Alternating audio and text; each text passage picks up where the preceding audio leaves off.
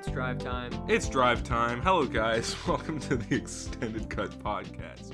It's Michael and Ian, and today we are going to be talking about Nicolas Winding Refn's 2011 film, Drive. Starring Ryan Gosling, Carey Mulligan. There's a little bit of Bryan Cranston in there. A little bit of Oscar Isaac. A little bit of Albert Brooks. A little bit of Ron Perlman. Ooh. You know, yeah. But and we're just gonna get it out of the way right now. Ron Perlman looks like a gorilla. It's really scary. He is. He's half gorilla. That's why he was so good for Hellboy. His face is so disgusting. Dude, his lower lip is 3 times the size of his upper lip. Dude, his chin, he could kill people with his chin. He's got the Thanos chin before Thanos was cool. He would have been a better Thanos than Josh Brolin. Honestly would have. I never even thought of that. What the heck? I'm calling Marvel right now. There's gotta be fan art of that. Fan art of Ron Perlman as Thanos? Yeah. We can't be the first ones to think of that. No, of course not. Just Hellboy, but purple. I mean, just Ron Perlman bald looks like Thanos. Yeah, what the heck? What? I wonder if he was offered the job.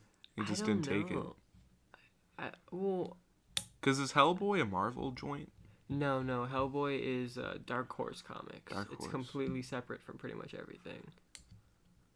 Except, for a second, I thought maybe DC had bought Dark Horse, but I don't think that's true. I've been out of the comic book world for a little bit. I don't know. I'm not up to date. The way I used to see it before you said that was Dark Horse is Marvel's Vertigo. No, I thought that was the case. Yeah. That's but, we can be adults. We can be adults. This ain't for teenagers, dude. Get off the school bus. It's adult time. It's your mother. It's your mother. But no, yeah, we both watched Drive. Yeah. And we've seen it before. We love it. Our first introduction to it was what? 2 years ago? 2 years ago in Mr. Norton's film arts class. Yeah, back in high Mr. school. Norton, we know you're listening eventually, and we know you're eventually going to listen. And we know you're eventually going to be on the podcast. Yes, yeah. But Mr. Norton, thank you for introducing us to this movie. Yeah, you introduced us to a lot of movies that are very near and dear to my heart. Yeah.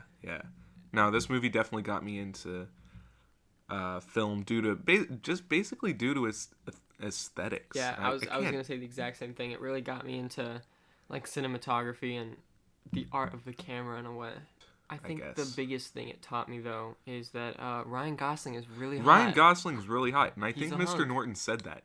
It's possible. No, yeah, he was the next movie we're gonna watch is a 2011 film called Drive, so it's fairly recent, and it's got Ryan Gosling in it, and he's a bit steamy. He's a bit. Actually, that does sound familiar. I swear to God, he said it. Yeah. Because I was the only person at my table who didn't know who Ryan Gosling was at the time. Oh, you didn't even know who he was? Oh, no, I mean, I knew him by looks, but I didn't know that was his name. I knew who he was, but I don't think I'd seen any movie with him. I was he's the Notebook guy. Yeah. He's the guy from The Notebook. My mom loves this guy.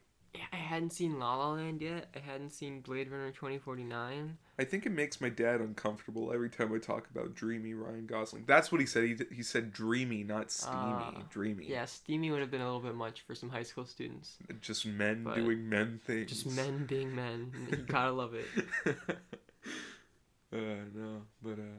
Yeah, no. What surprises me the most is we watched this movie, which we'll talk about it later, but it has some really kind of graphic scenes. Oh yeah. And we couldn't watch Reservoir Dogs because it was too much. No, yeah, I love this movie so much. I ended up talking my mom into watching it one night, and I remember afterwards she called me and she's like, Ian, this movie has breasts in it, boobs. You watched this at school? I was like, yeah. But no, I mean, to set the standard for every episode coming after this one, I'm just gonna announce how we're gonna flow this thing, how this thing's gonna flow. I wrote down a plot synopsis to the movie. We'll go over the plot synopsis. Then we'll talk about cute little facts, cute little details about it that are cute. Real cute. Real cute. This is a cute podcast. Yeah. the extended cute podcast. But and then we're just gonna talk about why we like the movie, which we kind of already did, but Yeah. there's plenty more we could say so about much this. More. Yeah. And we'll get into spoilers eventually, because oh boy, does this movie go hard. Oh, I've got the spoilers in the plot synopsis. Don't you worry. Oh no, don't do that. Into I guess it's not a plot synopsis. I guess it's a plot just rundown. Yeah. I'll you guys aren't looking at my notes. You can't see the word synopsis. It just doesn't exist. It's not there. It's not there. It doesn't say synopsis. What are you saying? But to clarify stuff, or to clarify, we are going to use the actors' names, at least in the plot synopsis. Yeah. Because that's how I wrote it down. And I have the reading capability of a 5th grader. So. Yeah, especially with this movie, because Ryan Gosling's character doesn't have a name. He's just called Driver. We never really learn too much about him, which I think is pretty key. Driver or the kid. kid. Story, yeah. Yeah. I think he's credited as the driver, but yeah, Bryan Cranston calls him Kid a lot. I have a couple of really funny details about the significance of being a driver. Mm-hmm. But that's for later. But yeah, let's start with the plot synopsis, shall we? Mm-hmm. Ryan Gosling plays the driver, a mechanic / stuntman by day and a getaway driver at night. But Ryan's got morals and rules. He allows his clients to do their thing within a 5-minute window, and he is a driver, aka he doesn't carry a gun or wish to participate in any other way but driving. He meets Carey Mulligan's Irene, who lives on his floor with her young son Benicio, played by Caden Leos. While it is obvious the two are into each other, Carey's married to Oscar Isaac's character Standard, who will soon be released from prison. Ryan's boss Shannon, played by Bryan Cranston, is involved in the mafia and is friends with Albert Brooks' Bernie Rose. Albert is partnered with Ron Perlman's Nino, who's literally a scary gorilla. He is. And, spoiler alert, he is as scary and mobstery as he looks. Brian needs money, so he offers up Ryan to be a driver for Albert and Ron in like a NASCAR type race setting. As Carey and Ryan get closer, Oscar is released from prison early, but it seems Oscar has the mafia on his back trying to collect a debt from him that grows day by day. The driver offers to help Oscar out in this situation. He takes a job with him and a random girl named Blanche, played by Christina Hendricks. At the job, Christina gets away with the money, but Oscar gets shot and killed by the store owner. Realizing that something's fishy about the situation, Ryan escaped a suspicious car and hides out in a motel with Christina. There, he learns that they were set up, and 2 assassins come to kill Ryan and Christina. They kill Christina, but Ryan absolutely demolishes both of them. Yes, he does. Yes, he does. Now, Carey and Caden's safety is in Ryan's hands. Hell-bent on getting revenge for Oscar and keeping Caden and Carey safe, Ryan goes on a mission to take down the people involved in planning the heist. He discovers that Ron is behind all of it. Brian accidentally told Albert about Ryan's involvement and how Carey and Caden play into this. In a heated argument, Ron reveals he stole money from the family, the East Coast mob. And the only way he can be tied into the robbery is through Brian and Ryan. Ron tells Albert to kill Ryan and Brian. Ryan and Brian. Brian and Ryan. So that's what Albert does, or at least he tries to. He slices Brian's wrist, killing him and leaving him for Ryan to find. After doing so, he goes to Ron's pizzeria wearing his stuntman mask and he stalks Ron. When Ron leaves that night, Ryan pushes his car off a cliff and drowns Ron in the ocean. Ryan then meets with Albert to arrange a way to resolve the situation they find themselves in. There, Ryan gives Albert the money in exchange for Caden and Carey's safety, but Albert stabs Ryan in the stomach, so Ryan stabs Albert in the chest/neck area. The film ends with Ryan as he drives away into the night, bleeding and probably dying. Though the director said himself he likes to think that the driver makes it through to go on more adventures.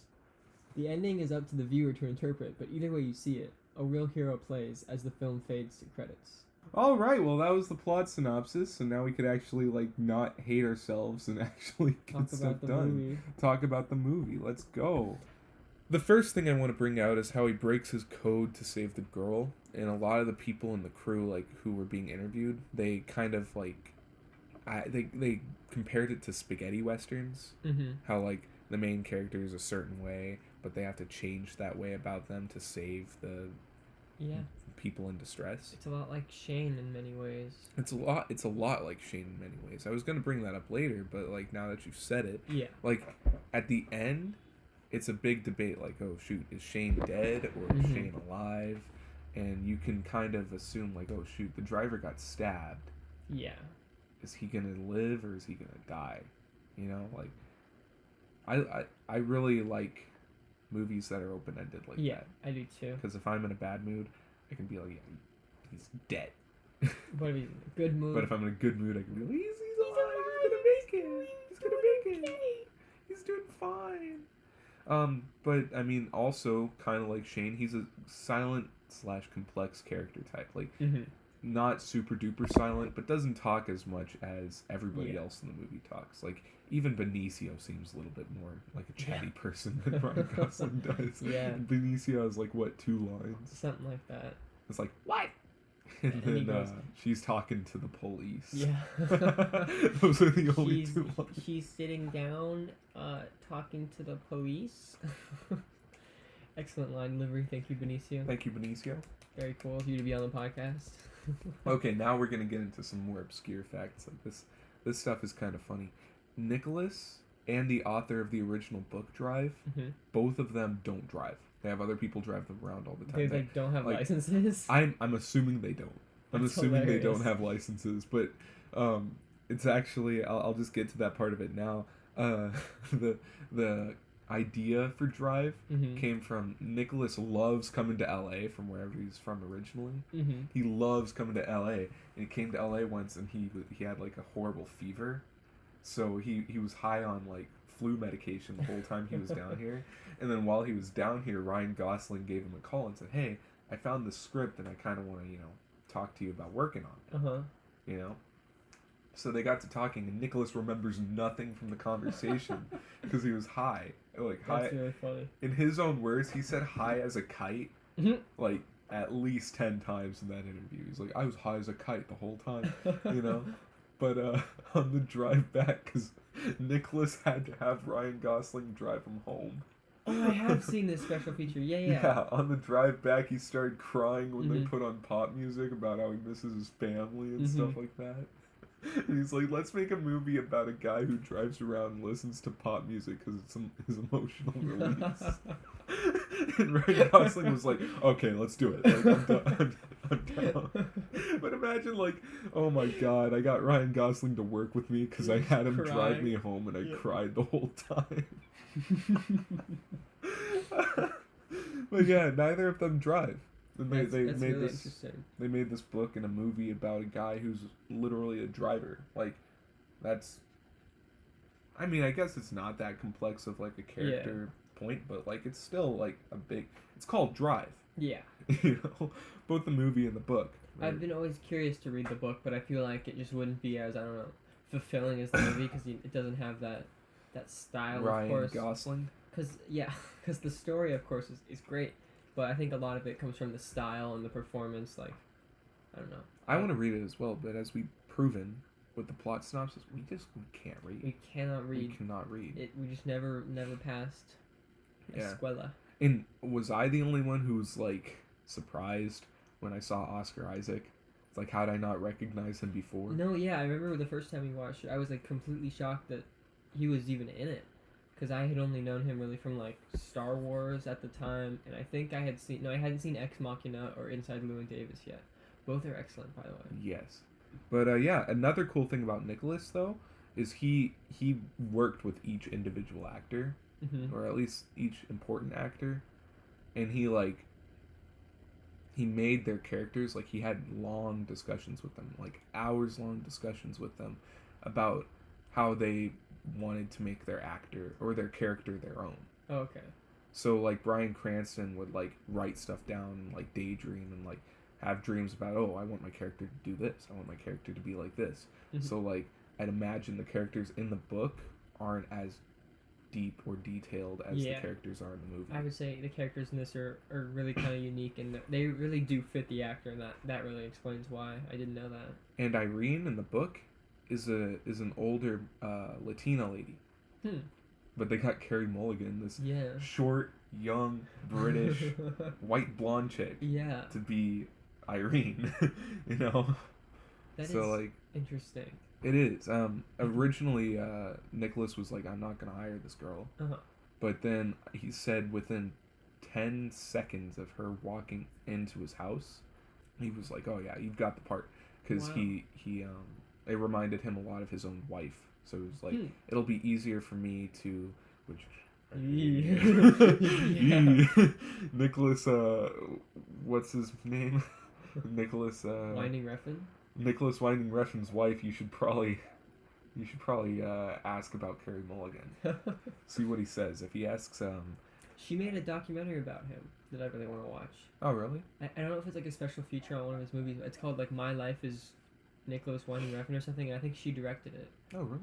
So I'd be interested to watch that eventually. But yeah, he was like, I wanted to protect her, which probably made it a lot easier for him to make a relatable, lovable character like Irene. And I don't see the appeal with Carey Mulligan, to be honest. She's cute. I saw her in Wildlife the other day. I hate her in The Great Gatsby. Dude, every movie she's in, she just cheats. She just cheats. She's a cheater. I think I wrote that down here. It's somewhere. I think it's in the next section. That's another thing, though, about this, because I mentioned that she walked into his house for the audition. Everything was based in Nicholas's house. Like, the whole crew was there the whole time. His mom is living with them. That's weird. Yeah, but I mean, it's because they didn't have that big of a budget. They had to get, like, a helicopter in the movie. They had to get those drone shots. Like, obviously, if you can plan stuff out in your house, that's probably a little bit more ideal when it comes to the budget, rather than renting out, like, a studio.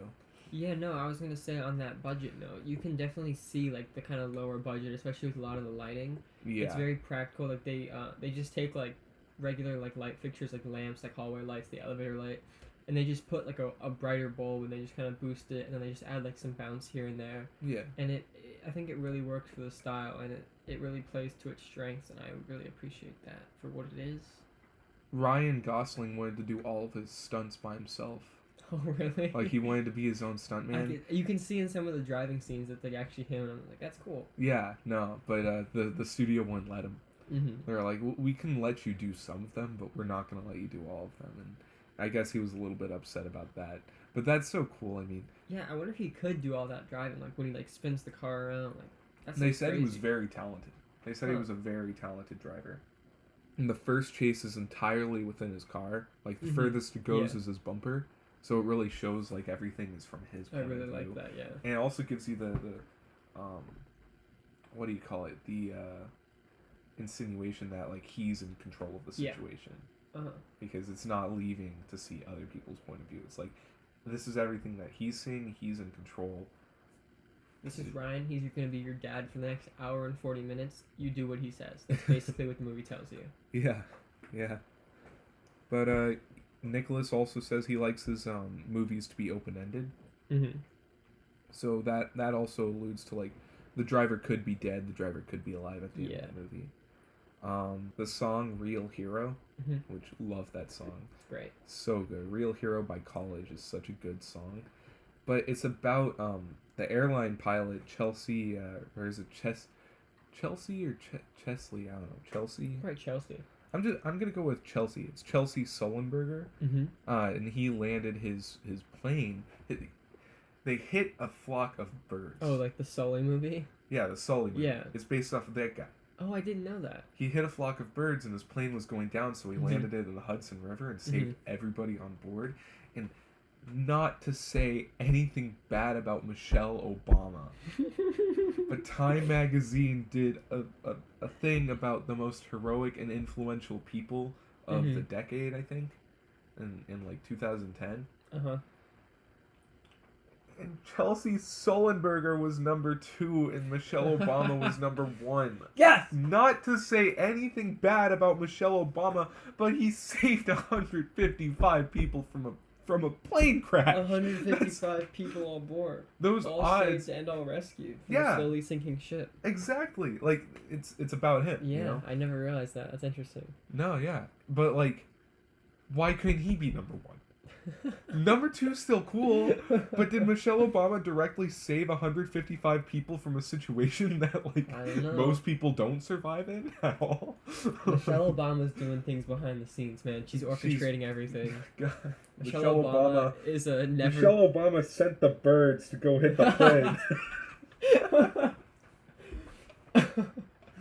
Michelle Obama never dies. It's like Mortal Kombat. She was just like, test your might. She's just standing up, hucking seagulls like footballs. Blue 42, set Ike! She's got a great throwing arm. Oh, God. And, another, I think this is my last fact about the movie. I mean, in the future, these will roll a little bit easier and better. It'll be more like a conversation, you know? But my last fact about the movie is, the creators of the game Hotline Miami, actually based their game, or at least the gameplay of it, off of the scene in Drive where he's standing outside the pizzeria with the mask on. And, like, they were like, oh, wouldn't that be cool if he just, like, broke into the pizzeria and literally killed everybody inside? The first time I watched the movie, I thought that's what he was gonna do. I was all excited when he didn't do it. Yeah. I actually don't get why he did that. Hey, it looks cool. I'll take it. Yeah, I mean, a lot of the movie is more style. Imagine how scary that would be. Yeah. Like, getting out of a crashed car and, like, you just see Ryan Gosling towering over you with this mask of, like, another person on. Like, that would be terrifying. Yeah.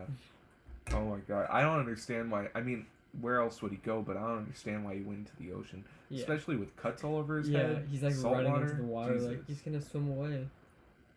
Yeah, and salt water gets in those cuts, and he's... Ooh. Yeah, that's all I could think about the whole time. I was thinking about, like, oh, shoot, this will hurt.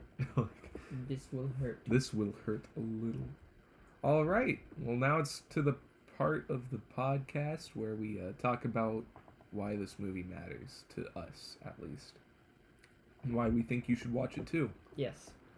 So... I think I'll kick it off here. Yeah, kick it off. This movie matters to me because I like a movie, and I like Ryan Gosling. I like Ryan. No. But on a serious note, this was one of the first movies that I saw that really kind of kickstarted my love for movies and realizing, hey, there's like a serious craft that goes into this. Like, yeah, you can't just throw up a camera and then point at Ryan Gosling and go. Like, I mean, obviously he would do some cool stuff. Maybe he could do like a kickflip or two, but this movie really showed us, like, this takes planning. And the biggest thing it probably taught me was, like, there's so much of a movie that's like just completely visually, like, obviously I forget that's a given, but this movie shows so much more than it could just, like, it could be completely given an exposition, but instead it's just like a completely silent scene. Maybe you got like the score or some other side dialogue from side characters, but for the most part the driver is just doing his thing, and you completely understand why he's doing it, what he's doing. Like, everything is it's all emotional. Everything is told through the camera and through the music, and I think that's really it takes a lot of talent to do that, because Nicolas Winding Refn, I think the next film he made after Drive, Only God Forgives, that movie he tried to go for the exact same thing, where Ryan Gosling is like completely quiet the whole movie. He's like a tough guy, and that movie's boring. That movie's bad. I've only seen it once, and I watched it on like a really bad projector at like 11 o'clock at night. So obviously I have to revisit it. But from what I remember, it was one of the most boring things I've ever seen in my entire life. And it completely, I could see what it was going for. It was going for that Drive tone, that quiet, heroic, you know, that cool guy, and it just completely missed the ball. Yeah. And, you know. But it has a really good scene of Ryan screaming when he's yelling at this girl to take her dress off, and he goes, "Take it off!" And I really like that scene. But that's about it. No, I mean, yeah, it really, all of the motivation and all of the, I guess, influence for the plot to progress in the movie is purely emotional. Yeah. It, like, honestly, like, the driver could have just been like, screw you, Carey Mulligan. Screw you, what's his, Caden Leo's Benicio. Screw you, Benicio. I'm not gonna get mixed up in this. Yeah. Like, everything is purely based off of he loves this girl. He cares about this kid. Yeah, there's so many different like emotions and different sides. Like there's the whole like there's like a good love story, then there's like a revenge story, then there's like the whole mafia story. Like there's all these things going on at once that just intertwine really well. If I were to explain what kind of movie it is, I'd say it's like a neo-western. Yeah. Definitely a neo-western. Because it's all about this mysterious loner who rides into town. And there's a lot of noir in a sense, like with the I would say with the lighting. Yeah, noir. That's more of a stylistic choice. Aesthetic. I don't know if necessarily it lines up with like the plot elements of like the femme fatale and all that. Yeah, the closest thing you get to exposition in the movie is when Standard's talking about how he paid the guys in prison. Yeah.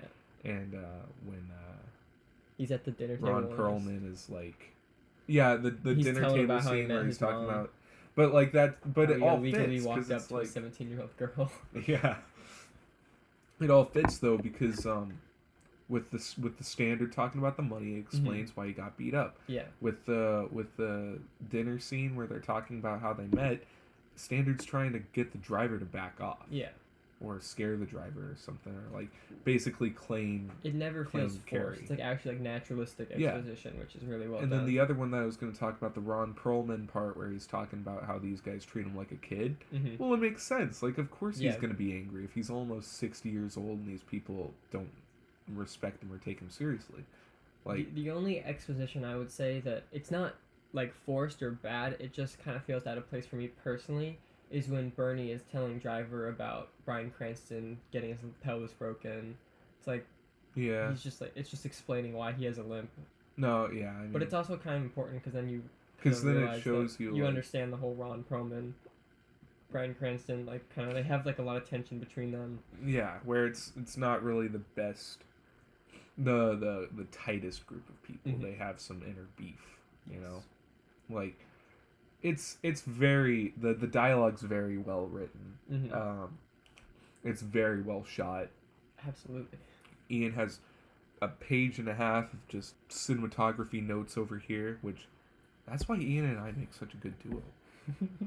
In Ian's words, I can write. In my words, I'll say it now. First and foremost, Ian knows how to line up a shot. And, well, thank you. Yeah. No, but back to that dinner scene that we were talking about that feels kind of exposition-y, but it's pretty well executed. I've seen this movie so many times now. Not nearly as many as like you've seen other movies, obviously, but I've probably seen this movie like 10 times. And each time I kind of watch it like through a different lens in a way. And this time I just kind of really focused on like Irene and like I tried to really understand like, you know, how she was feeling in each scene. Because for most of the movie, she's really kept in the dark. Like she doesn't really understand what's going on. She doesn't understand...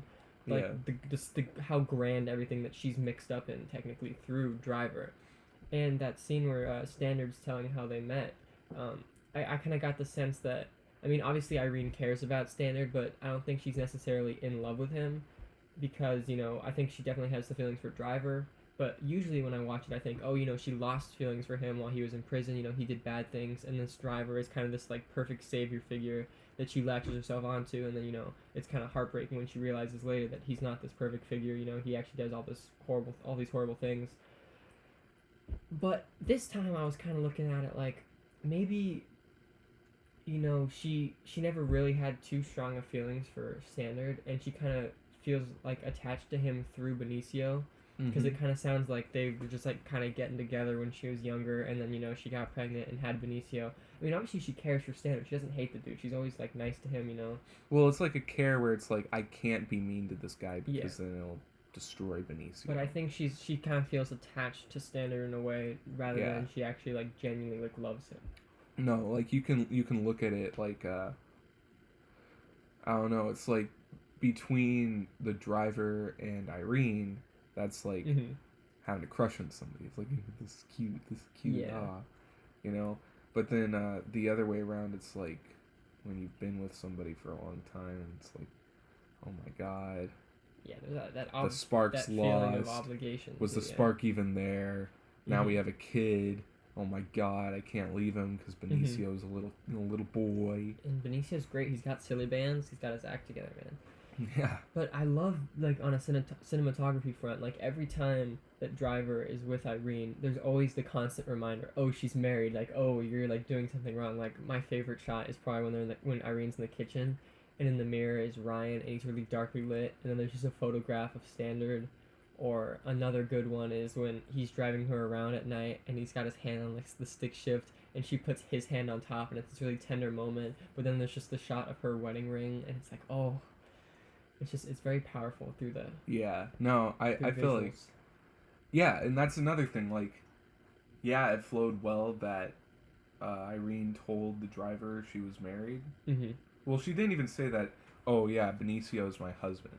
Benicio's my husband. Oh, no. She didn't say that Standard's my husband, because when the driver pointed out who's that, Yeah, she calls it she Benicio's said that's father. Benicio's father. Oh, yeah.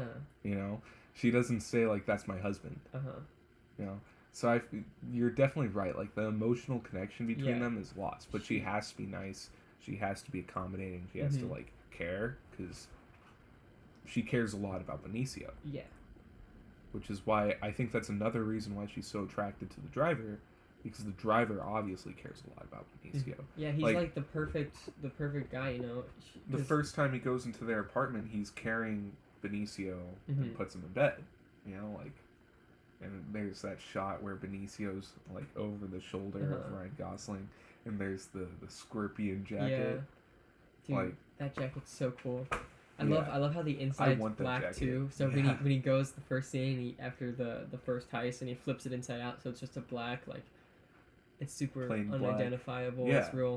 It's really cool. Yeah, and he's wearing, like, a jean jacket under it and stuff. Like, God, everything about this movie is just so pretty. It is. It's such a pretty movie. It's so gritty too. Like, the violence is over the top. Yeah, I think that's why it works so well too. Is it's got this, like, really, like, soft, warm feel. It could be tender. It could be warm. The color palette is always, like, super warm colors. Like, especially the nighttime scenes when Irene's in her apartment. And it's, like, really blue wallpaper and then the really warm yellow light baths that are going on. Yeah. I really like that. And then it just hits you with just, like, over the top violence. It's just It's a great balance of, like, different tones, I'd say.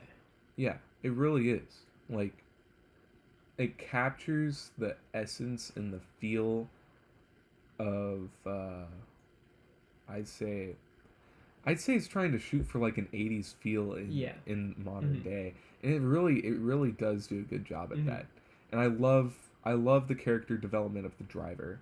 Because before you see him do, like, really violent stuff, there's that scene in the diner, remember, where the guy comes up to him and he's like, hey, oh yeah, you did that job for me and my brother. We had another driver. My brother's dead and I got put in jail. And he's, like, talking about another job, and he's like, why don't you shut your mouth or I'll kick your teeth in and shut it for you. Like, that's before any of the really violent stuff happens. You're like, whoa, dude. It's very jarring. Yeah. But it's like, the violence makes sense. It's like the driver's holding it all in. And for a good reason. It's just like every Western. Where the good guy who saves the day at the end comes in, he's like, I'm done with that life. I'm done being violent. I'm done being mean. I want to move on. It's that escape that he can never find. He is always going. Yeah, and then he gets close to it, and then, bam, I have to protect somebody else, and I have to get my hands bloody again.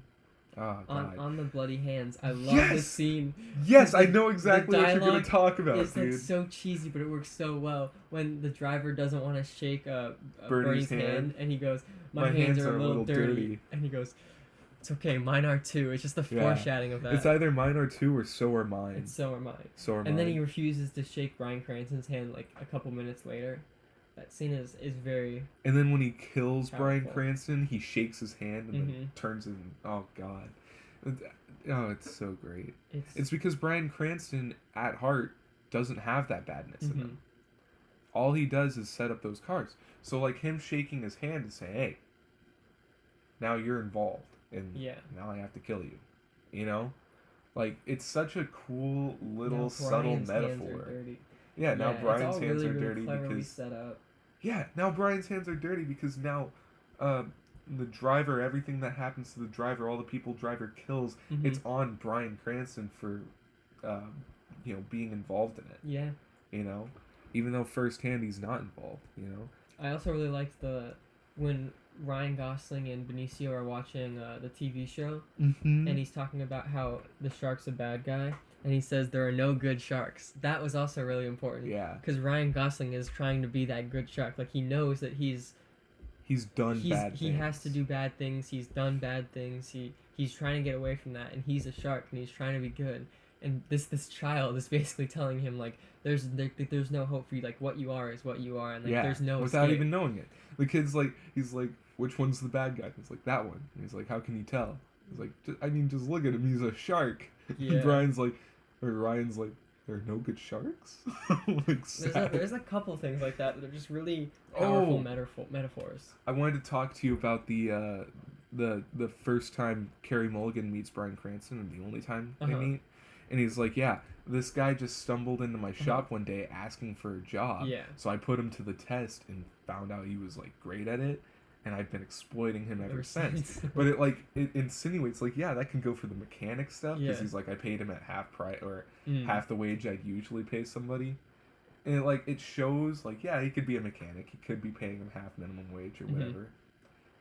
But in reality, it's like, no, yeah, I split all the money that he gets from jobs with him, and I've been setting him up with other people to do these jobs, and like, I've been exploiting him and getting a lot of money for it. Like, it's so perfect how it's like double-sided dialogue, you know? Like, you can look at the dialogue from purely just that scene alone, never seen the movie before. You're like, oh yeah, it's just goofy Bryan Cranston's being lovable, talking about how really he doesn't cute pay him scene. enough, you know?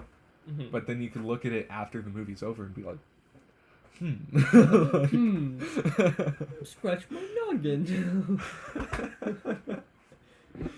Yeah, no, it's just so well thought out. It's like at the beginning of the movie when we first meet Bernie Rose and he's eating that Chinese food, and then at the end of the movie when he goes to get the money, he wants to meet at the Chinese restaurant. Just kind of like that whole like circle metaphor they're setting up, that Ryan, whatever he does, he always ends up in the same situation. He's just kind of trapped in this endless loop. Another connection to the Hotline Miami thing is at the end of the first game, after you kill like the main boss, there's a couple of levels that you have to play as a different character. I forgot his name. His name was Helmet or something. He was like a motorcycle driver who was pissed that he was working for the mafia or whatever. But the last couple of levels are all in like Chinese food restaurants. It's like that's where the movie ends. And I was like, oh, that's kind of cool. Like, when I was thinking about it. I do gotta play these games. They sound good. Yeah, they're really fun. Real quick, I just wanted to touch on Benicio has silly bands, and that's the most 2011 thing I've ever seen. It really is. And I love it so much. Oh gosh. It took me like 8 watches of this movie before I realized he had silly bands, and I was so happy once I saw it. But yeah, I mean, another thing, okay? The story of the scorpion and the frog. Oh, yeah. I don't think they say it in full context in the movie. No, he asks Bernie if he knows the story, and then Bernie kind of cuts him off and starts talking about other stuff. I think this has gone on long enough. Yeah. But yeah, that is important. You know the story, right? Yeah. The story of the scorpion and the frog. The scorpion and the frog are on one side of the river, and the scorpion needs to make it to the other side of the river. So he asks the frog if he could hop on his back and ride him to the other side of the river. The frog says, "Of course not. How do I know you're not going to sting me when we're halfway across the river?" And he says, I just won't. I don't remember exactly what he says. He says that I won't sting you because if I sting you, you'll sink and we'll both die. Yeah, I'll sting you, you sink, we both die. Yeah. So they get halfway across the river, and the scorpion stings the frog. And then the frog says, "Why'd you sting me?" He says, "It's in my nature. I'm a scorpion. It's just what I do." Like, it's so... I'm getting chills. It works so perfectly. He's got the scorpion on his jacket! And the scorpion's on the jacket! Oh my God! He wears the jacket the whole movie! He never cleans the jacket. Dude, I love that. It starts out so pristine and white, and it just gets dirty from, like, working on cars. Working on cars, and there's blood, and then the salt water. It's just completely destroyed and just soaked in blood. It's such a... I don't know. It's just a powerful visual that just... Ooh. But yeah, that scorpion the frog metaphor, it's like a very blatant metaphor.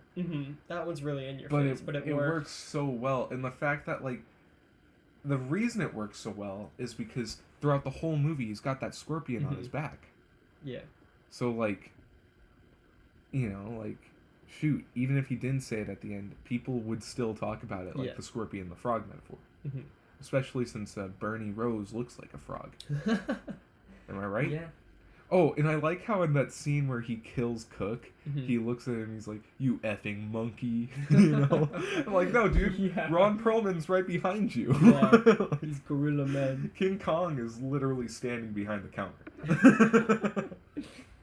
We love you, Ron Perlman. We love what you do. If you ever hear this, don't take offense. No, I love Ron Perlman. You just got a really defined jaw and really big teeth. Yeah. You look like a gorilla. He was a good Hellboy, though. He was a good Hellboy. Well, I mean, do you have anything else to add to the conversation? Just real quick, I wanted to say, I really like the scene after the big heist at the beginning of the movie, and it's just a cut to him in a cop uniform. I really like that because I remember everyone when we watched it the first time, everyone was like, oh, "He's a cop!" and like it was like this huge mind blown moment. And then it's just kind of like a little tease, like, nah, just kidding, he's a stunt driver. No, yeah. But just kind of playing with the audience's, like, I don't know, their heart a little bit, their sense of morals. And it would also, like, make it, for a second when I didn't know that he was a stunt driver, for that 1 second, I thought, oh, that makes sense. That's how he knows the police's strategies, his routes, stuff like that, you know? But, yeah, and then it's just revealed, nah, he's just a stunt driver. We just goofing. But that was definitely purposeful. Oh, yeah. I thought that was just really well executed. They could have had him in, like, the scorpion jacket and then have him put on the cop stuff. But, no, it was very purposeful that they put him in the cop uniform right away. Yeah. But no, I mean, that's 2011's Drive. Yeah, it's a great movie. If you haven't watched it, get your life together. It's a fantastic movie, and if I'm not wrong, it's still on Netflix, is it? Anyways, we'll reveal on Twitter which one we want to choose. That's another one. Which one we're gonna review next or talk about next. That's another thing I want to bring up though. Follow us on Twitter. Our handle is ExtendedCutYT. ExtendedCutYT. The E in extended, the C in cut, and the Y and the T are all capitals. Go ahead and follow that. And subscribe to our YouTube channel if you haven't already. We're going to be releasing stuff weekly. I meet up with Ian every Monday so we can do the show, and whatever day I end up posting this will be the day I post it every week. So, yeah, it was great having this talk with you. Thank you. And it was great talking to the rest of you. And, yeah. Yeah, if you made it to the end, thank you for listening. Like, actually, that's pretty cool of you. Yeah, it means a whole lot. And that's my favorite thing about podcasts is I could put them on and do stuff around my house. Like, when I do dishes, I put a podcast on and I do the dishes, and the whole time, like, you don't really, there's nothing to look at. We'll have a funny picture up. We will have the funny picture. But it'll be up the whole time, so don't worry, you won't miss anything.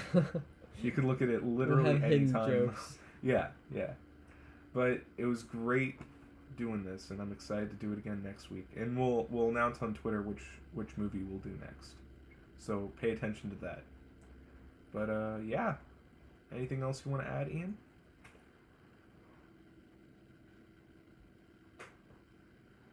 No? Okay. No, I got nothing else to add. I couldn't think of a funny joke in time. I can tell. All right. Well, love you guys. Drive home safely, and make sure you all text me when you get home. Yeah, if you don't text us, we're gonna have some issues. Yeah, I'm gonna tell your mom. Why do you have a phone if you don't answer my calls? Your mother and I were worried sick. All right. Bye, guys.